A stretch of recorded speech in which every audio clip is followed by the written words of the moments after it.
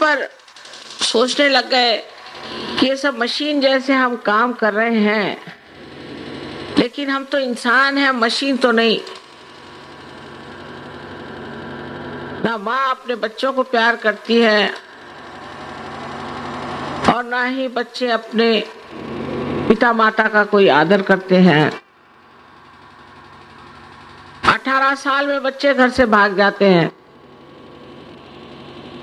इस कदर वहां समाज के प्रश्न जटिल हैं कि लोग सोचते हैं ये समाज कभी ठीक ही नहीं हो सकता।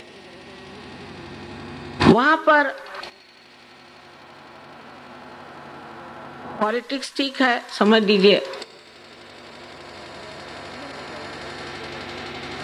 और वहां की आर्थिक परिस्थिति भी ठीक है, राजकारण ठीक है, आर्थिक परिस्थिति ठीक, और सब लोग खुशहाल होने चाहिए। तो बिल्कुल ही नहीं। हर आदमी जैसे कोई पगला गया, बावला हो गया, ऐसी वहां हालत। सो संसार में मेरे विचार से दो तरह के पाप होते हैं। एक तो पाप होता है जिसमें आप बाप के खिलाफ जाते हैं, जो अपने देश में कि हम लोग हमेशा सोचते हैं कि आगे क्या होगा, कहां से पैसा आएगा, हमारे बच्चों का क्या होगा, किस तरह से पैसा जोड़ लें, किस तरह से ठीक ठाक कर लें, किस तरह से कुछ व्यवस्था कर लें अपने जीवन की। इसकी पूरी समय हमें चिंता लगी रहती। उसमें हम चोरी चकारी, झूठ बोलना,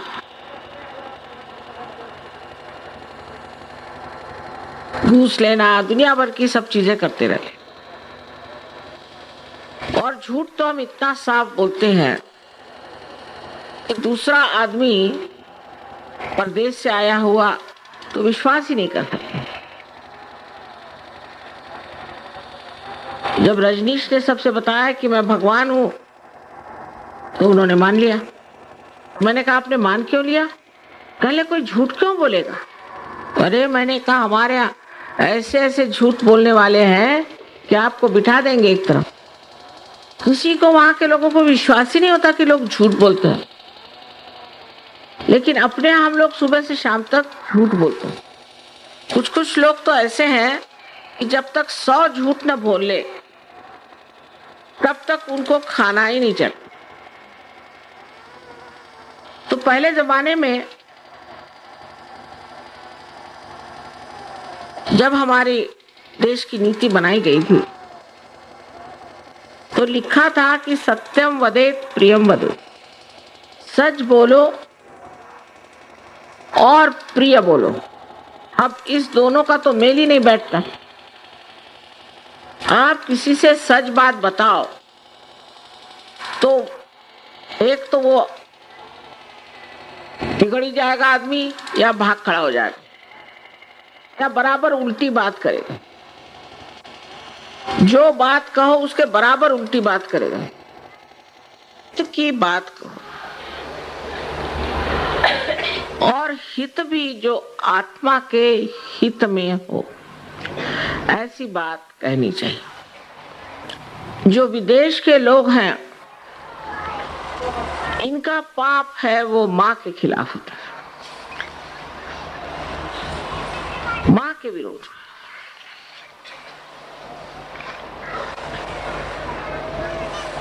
जिसमें वो अनैतिक हो गए। किसी भी प्रकार की नीतिमत्ता को मानना वो बेवकूफी समझते हैं।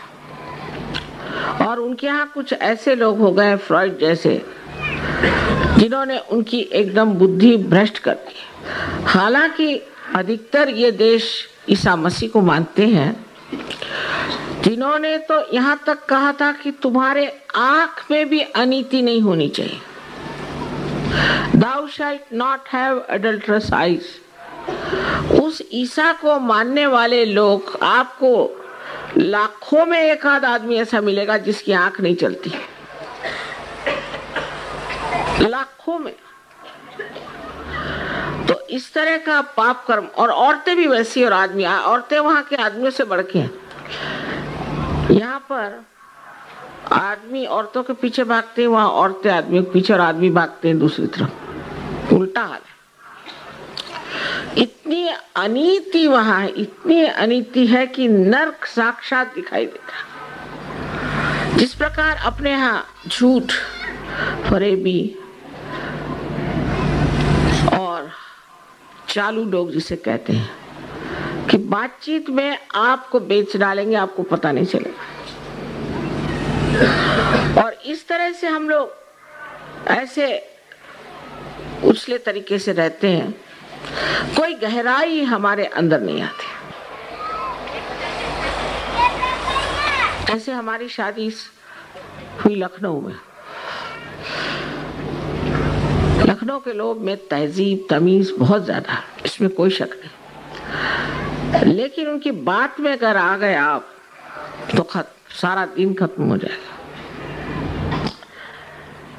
हम मकान बना रहे थे और हमारे पति जो है वो बिल्कुल समझ लीजिए कि इंस्पेक्टर जनरल ऑफ पुलिस से भी बढ़ के जबरदस्त।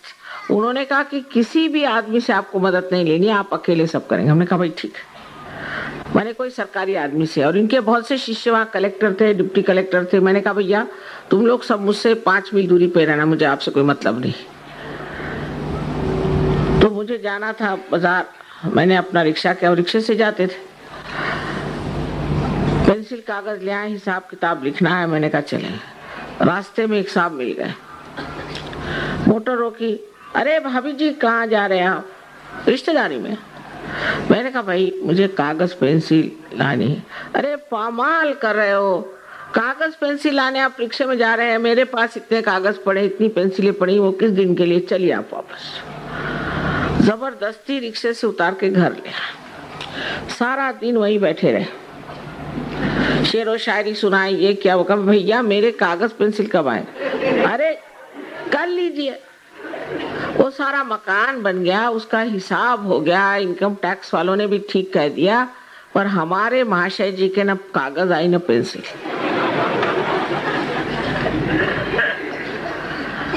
दूसरे एक साहब ने कहा कि आप खाना खाने आई।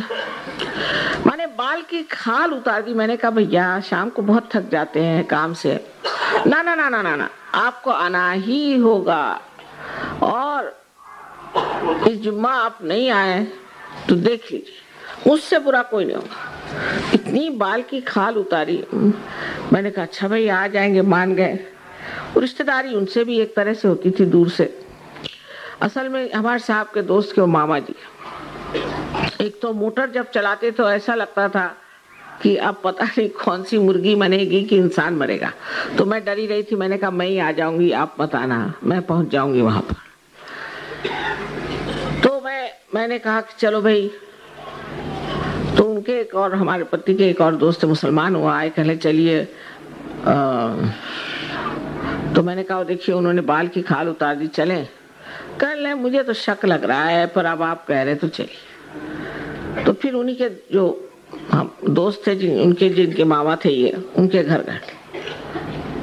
तो उनका क्या, उन्होंने खाने पे बुलाया आज?